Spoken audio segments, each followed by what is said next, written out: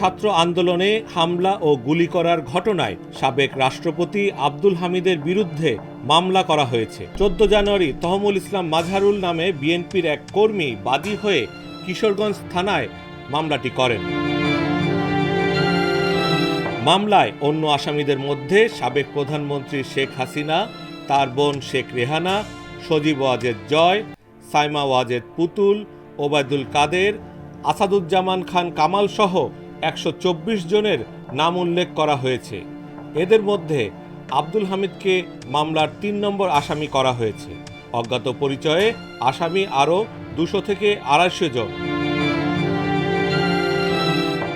বাদী মাজহারুল কিশোরগঞ্জ সদরের উত্তর লতিবাবাদ এলাকার বাসিন্দা। আজকের পত্রিকাকে মাজহারুল বলেন, তিনি বিএনপির একজন কর্মী। আন্দোলনের সময় তিনি আহত হয়েছিলেন। গত 5 আগস্ট আওয়ামী লীগ সরকারের পতনের পর কিশোরগঞ্জ জেলায় এ পর্যন্ত অর্ধশত মামলা হয়েছে। তবে এটি প্রথম মামলা যেটিতে আব্দুল হামিদকে আসামি করা হয়েছে। মামলায় 1 নম্বর আসামি শেখ হাসিনা, 2 নম্বরে আছেন শেখ রেহানা, 4 নম্বর আসামি সজীব ওয়াজেদ জয়, 5 নম্বরে সাইমা ওয়াজেদ পুতুল এবং 6 নম্বরে আসামি রাদওয়ান সিদ্দিক ববি। আসামির তালিকায় আরও আছেন আওয়ামী লীগ নেতা শেখ ফজলুল করিম সেলিম, জাহাঙ্গীর কবির নানক, হাসান মাহমুদ, তারিক আহমেদ সিদ্দিকী, আলী আরাফাত, শামীম ওসমান, নাজমুল হাসান পাপন।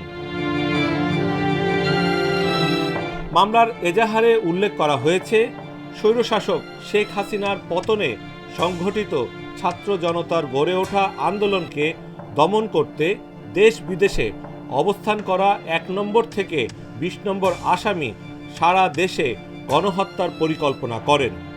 সেই মোতাবেক তারা কিশোরগঞ্জে যাতে কোনো আন্দোলন হতে না পারে সেজন্য 21 থেকে 40 নম্বর আসামিদের নির্দেশ দেন।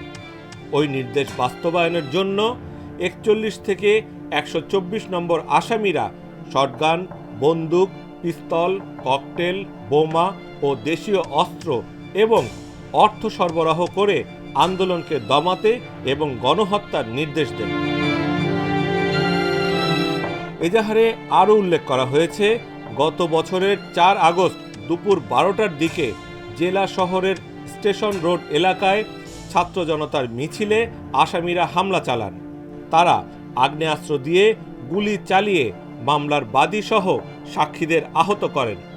এছাড়া আসামিরা গ্রেনেড, ককটেল ও বোমা নিক্ষেপ করে এলাকায় ত্রাস সৃষ্টি করেন।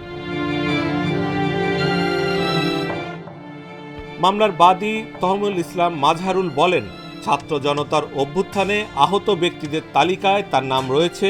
আহত অবস্থায় দীর্ঘদিন ঢাকা বঙ্গবন্ধু শেখ মুজিব মেডিকেল বিশ্ববিদ্যালয়ে চিকিৎসা নিয়েছেন। তিনি এখন কিছুটা সুস্থ হওয়ায় মামলা করেছেন।